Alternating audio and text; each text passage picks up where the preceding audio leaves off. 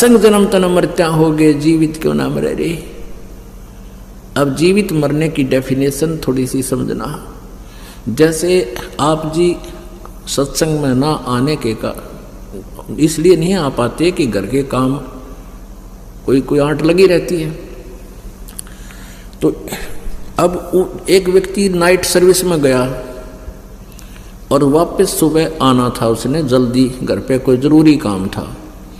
रास्ते में वह नाइट सर्विस की बस एक्सीडेंट होगी और वो मर गया, मृत्यु को प्राप्त हो गया। अब वो कितना जल्दी में था कि रातों रात कोई और काम एक्स्ट्रा कराऊँ, फिर अपनी ड्यूटी करूँगा, घर के काम और भी बहुत करने हैं। अब रह गए धीरे धराए वह सारे काम। वह नाइट सर्विस पे इसलिए गया था कि सुबह जल्दी आऊँगा, घने काम करूँगा, अब कर ले काम। तो परमात्मा नो कहे जीवित मरे कब, सत्संग का समय आवे नो सोच ले 2 दिन के लिए मर गया, परमानेंट मौत हो जाएगी। जब तक कती टिकट कट गई वो दोबारा आ ही नहीं सकते घर में, चाहे कोई उजड़ो चाहे बसो। और 2 दिन की मृत्यु नो सोच ले मर गए हम, होगा जो देखी जाएगी।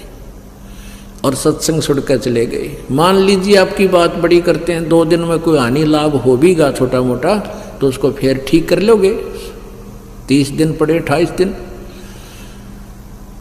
और जो परमानेंट मर जाए फिर वो उनको भी इतने ही जरूरी कार्य थे।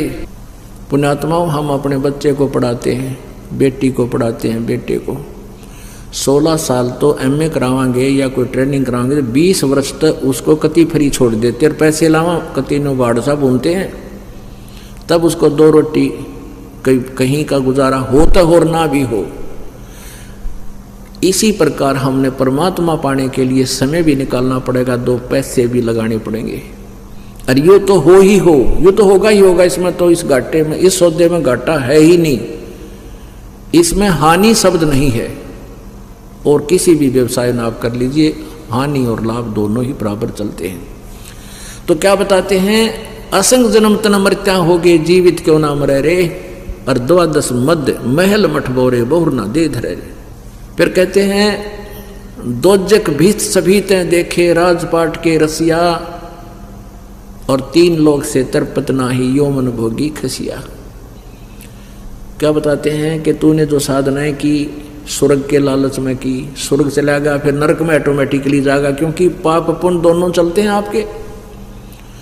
दोजक बहिस्त, स्वर्ग और नरक तने दोनों भोगे, ए राजपाट के रसिया। और 3 लोग से भी संतुष्टि नहीं, ये मन भोगी खसिया। इस मन की संतुष्टि अगर इसको कोई 3 लोग भी दे दे, जब भी सोचा कि तो और देख लो, राज्य और बढ़ जाए मेरा। अब जैसे किसी के पास एक प्लाट है, नो सोचा है भगवान इसमें 2 कमरे बन जा, वो बन गए हैं। फिर नो सोचा है 2 बच्चे हैं, 2 लड़के, 1 प्लाट और हो जा, वो भी हो गया। फिर मन में ये आ जाती है भगवान एक कोठी, 1 मकान और बन जा, दोनों बच्चे बराबर हो जा। अब उसमें लग गया, इतना मृत्यु होगी, गधा बनकर उस कमरे का पिछला लोहा खड़ा, फिर वो कुत्ता बनकर बैठा गली में वही है। तो कहने का भाव ये है कि इस मन की अंत नहीं इसकी इच्छाओं का। पता नहीं के सोचे, जो काम करना वो करता कोई ना, मिला वही का जो तेरे भाग्य में लिखा है।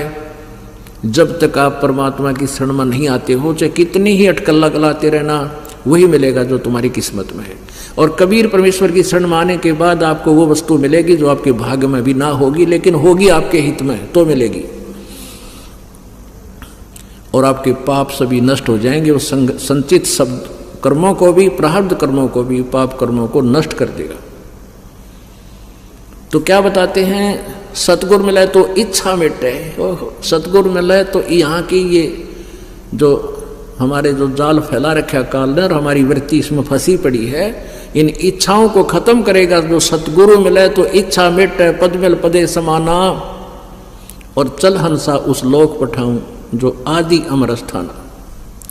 अब कहते हैं कोई संत मिलेगा तो यहाँ से इस तरह के प्रवचन वचन बता के और दोनों का डिफरेंस दिखा के आपकी यहाँ से इच्छा खत्म करेगा।